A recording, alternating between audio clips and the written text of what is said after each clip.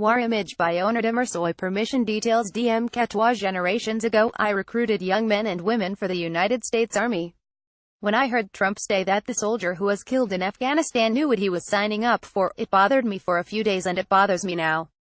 I had to write this so that maybe Donald Trump or someone close to him will read this and understand just how wrong and ignorant that statement was.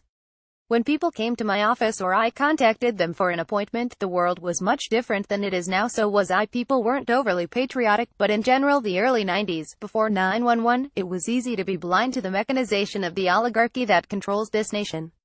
It was easy to serve in the military and feel like you were part of something bigger than yourself. After Bush was elected, it was easy to see that the government was using the military to advance the neoconservative agenda. During this time that I read General Smedley Butler's book War Racket. In this book, the two-time winner of the Medal of Honor explained that the army was working for the corporations and not the people. I wish I read that book before I joined the military. When Bush came to office, he propagated the lie that Saddam Hussein was producing weapons of mass destruction. He wasn't the only one. The mainstream media, fueled by the people's discontent over what had happened during 9/11, and looking to get on the bandwagon. If the mainstream media had done some investigative reporting or stopped covering up the investigative reporting that was being done, the American people would have known how the government was lying to its citizens. I blame the mainstream media as much as I do the neoconservatives that surrounded George Bush. When I first started writing about how our government was overthrowing governments of other nations, writing about our bloated military budget, I was told by many that if I didn't like America, I should move out. I also wrote about the two-party system that was propagated by the corrupt politicians that were paid to do the bidding of lobbyists and argues for campaign finance reform. Sadly, most people who wrote in the comments sections were from Democratic and left-wing publications that I was writing for then. Now in the last couple of years, since much of what I was writing about is being said by so many others, I feel that continuing to write about it is like beating a dead horse. Now, most people understand that cutting the military budget would make life better for the millions of people here in this country. Many understand how the corrupt two-party duopoly stays in power. The truth, as I said so many times before, is that adjusting for inflation, we spent more now than we did during the height of World War II. It also cost millions of dollars to run for the Senate or the House or the presidency. Still, most Americans don't really understand how intertwined the defense industries and Congress are. They don't really have the time to read General Smedley Butler's book, and they don't really have time to do their own investigative reporting. Most of the country still believes that serving in the military is something honorable to aspire to. As a former military recruiter, I would like to tell the young people of our country who are considering joining the military that they are not really serving their country, they are serving the corporations that make up the defense industries that and are helping to promote endless wars for political and economic gain. Serving in the military is a wonderful way to see various parts of the world, and the pay isn't bad either. The military can give a young person structure and discipline.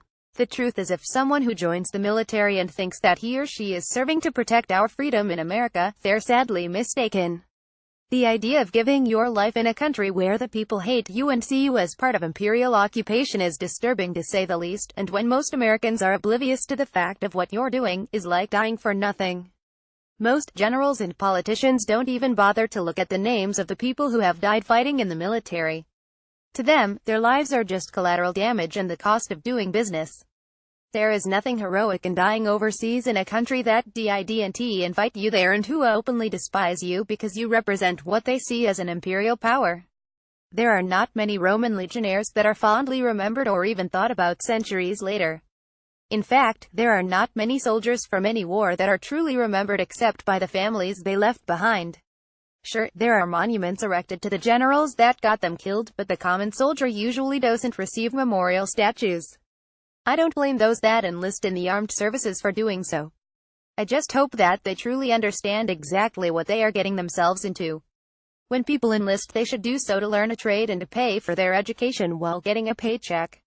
They should know that there are so many wars being fought overtly and covertly by the United States that the chances of getting killed for these benefits are very real. I hope they understand that they're not fighting for the people back home, they're fighting for the benefits they receive, and that is all they're fighting for. If they feel patriotic about fighting for resources and profits for the military-industrial complex, then they are in the right place. If they're fighting so a president can have a legacy, I don't believe it's worth it. Then again, they are in the right place. They should also remember that when people tell them thank you for your service, most don't really mean it. Veterans make up most of homeless individuals, and their suicide rate is the highest of any segment in our society. Many soldiers that come back after long deployments come back broken homes and joblessness and can't seem to connect with people who haven't been through what they have been through. When Donald Trump uttered that ridiculous phrase to a woman that he just lost her son, it showed just how insensitive and ignorant he really is.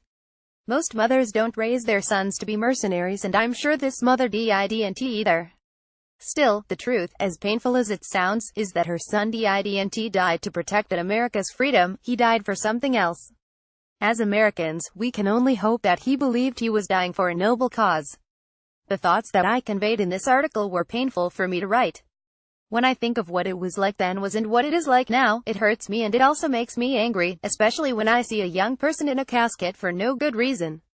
I'm not saying that America doesn't need its military and that everyone serving is a mercenary. They're only turned into mercenaries when the government uses them in a conflict that has nothing to do with the security of our nation. What we see now are people dying in Afghanistan and other countries around the world to secure profits for the defense contractors and corporations that desire resources. That's what makes them mercenaries. I'm sure that they're told they are fighting for some good reason, but that reason is rarely told the American public. Congress should do its job and stop these American military misadventures authorized by a president that doesn't have authorization from Congress. I'm not talking about Afghanistan, he's gotten a blank check on that. I'm talking about military men and women engaged in unpublicized and covert military operations around the world. If these things were in our national interest, then the president should ask Congress for authorization to use military force. I would not be an army recruiter today. I would not subject any man or woman wants to endure the raging storm of military interventions that the United States is addicted to. I would not send men and women to kill people and put their own lives at risk for political and economic reasons. As someone who spent a career in the United States Army, it seems to me that joining the military, especially the Army or the Marines, is like playing Russian roulette. It's like dying on a bet for nothing. Article changed on October 20, 2017 at 0213 http://liberalpro.blogspot.com. Tim Gatto is Ret. U.S. Army and has been writing against the duopoly for the last decade. He has 2 books on Amazon, Kimchi Days or Stoned Cold's Warriors and Complicity to Contempt. The views expressed in this article are the sole responsibility of the author and do not necessarily reflect those of this website or its editors.